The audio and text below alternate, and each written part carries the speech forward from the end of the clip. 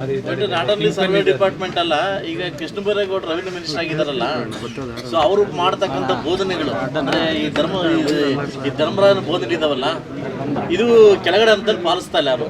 ಇವತ್ತು revenue department ಏನಾಗಿದೆ ಅಂತಂದ್ರೆ ಎಲ್ಲಾ ರೆವಿನ್ಯೂ ಡಿಪಾರ್ಟ್ಮೆಂಟ್ ಸೇಲ್ಗಿಟ್ಬಿಟ್ಟಿದ್ದಾರೆ.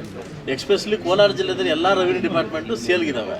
ಒಂದು ಸಿಂಡಿಕೇಟ್ ಮಾಡಿಕೊಂಡು ಕೋಲಾರ ಜಿಲ್ಲೆದಲ್ಲಿ ಒಂದು ಸಿಂಡಿಕೇಟ್ ಮಾಡಿಕೊಂಡು ಸರ್ವೆಗಳು ಮತ್ತು RRIಗಳು ಮತ್ತು ಗ್ರೇಟ್ಗಳ ಸರ್ವೆ ಮಾಡಿಕೊಂಡು ಒಂದಕ್ಕೊಂದು ಸಿಂಡಿಕೇಟ್ ಮಾಡಿಕೊಂಡು ಯಾರ್ದೋ ಲ್ಯಾಂಡ್ ಯಾರಿಗೋ ಮಾರ್ಬಿಡೋದು, ಯಾರ್ದೋ ಲ್ಯಾಂಡ್ ಯಾರಿಗೋ ಮಾಡೋದು, ಎಲ್ಲ ಗೋಮಾಳಗಳು ಬೆಂಗಳೂರಿಗೆ ಮಾರಾಟ ಮಾಡೋದು. ಈ ಥರದ 1, 2, 3 ಅಲ್ಲ, ನೂರಾರು ಪ್ರಕರಣಗಳು ಕೋಲಾರ ಜಿಲ್ಲೆ ನಡೀತಾ ಇದೆ. ಇವತ್ತು ಕೃಷ್ಣ ಬೈರೇಗೌಡರಿಗೆ ಇವತ್ತು ನಮ್ಮ ಜಿಲ್ಲೆದವರು ಅವ್ರಿಗೆ ಏನೋ ಮಾಡ್ಬೇಕಂತ ಕನಸಿದೆ, ಆದರೆ ನಿಮ್ಮ ಕನಸು ಕೆಳಗಡೆ ನೆರವೇರ್ತಾ ಇಲ್ಲ.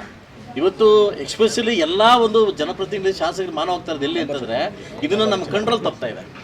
ಇವತ್ತು ಕಂಟ್ರೋಲ್ ತಪ್ತಾ ಇದೆ. ಎಲ್ಲ ಇರ್ಬೋದು, ರಿಂಗ್ ಮಾಸ್ಟರ್ ಯಾರು ಹೇಳ್ತೀವಿ, ಸೆಷನ್ ಮಾತಾಡ್ತೀನಿ, ಡಾಕ್ಟರ್ ಸಮೇತ ಜನಪ್ರತಿನಿಧಿನ ಅಧಿಕಾರಿನ ಸರ್, ಅಧಿಕಾರಿ ಮಹಾನ್ ಅಧಿಕಾರಿ ಅದೇ ಅಲ್ವಾ. ಇಡೀ ಕೋಲಾರ ಜಿಲ್ಲೆಯಲ್ಲಿ ಎಲ್ಲ ಒಂದು ಏನು ಸರ್ವೇರ್ಲ ರಿಂಗ್ ಮಾಡ್ಕೊಂಡು RRI ರಿಂಗ್ ಮಾಡ್ಕೊಂಡು ಏನೇ ಆಗ್ಬೇಕಾದ್ರೂ ಅವ್ನ ಪರ್ಮಿಷನ್ ಬೇಕು, ಇಲ್ಲಿ ಅದಲ್ಲ ಪರ್ಮಿಷನ್ ಬೇಕು. ಅದರಿಂದ ಸೊ ಮುಂದಿನ ದಿವಸ ದಾಖಲೆ ಸಮೇತವಾಗಿ ನಾನು ಬಿಡುಗಡೆ ಮಾಡ್ಲಿಕ್ಕೆ ನಾನು ಸಿದ್ಧವಾಗಿದ್ದೀನಿ.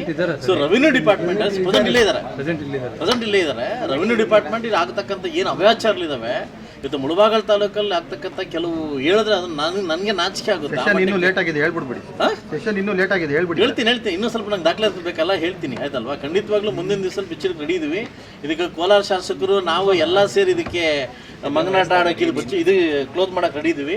ಸೊ ಮುಂದಿನ ದಿವಸಲ್ಲಿ ಕೂಡ ಇಂಥದಕ್ಕೆಲ್ಲ ಅಂತ್ಯ ಆಡಲಿಕ್ಕೆ ನಾವೇನು ಯುವ ಶಾಸಕರು ಸಂಸದಿದ್ರೆ ಇದಕ್ಕೆಲ್ಲ ನಾವು ರೆಡಿಯಾಗಿದ್ದೀವಿ. ಖಂಡಿತ ನಾವು ಉತ್ತರ ಕೊಡ್ತೀವಿ. ಬಟ್ ಕೃಷ್ಣ ಬೈರೇಗೌಡರು ಏನು ಆಸೆ ಇಟ್ಕೊಂಡ್ರೆ ಕೆಳಗಡೆ ಫಲಿಸ್ತಾ ಇಲ್ಲ ಅನ್ನೋದು ನನ್ನ ಇದಷ್ಟೇ ಆರೋಪ.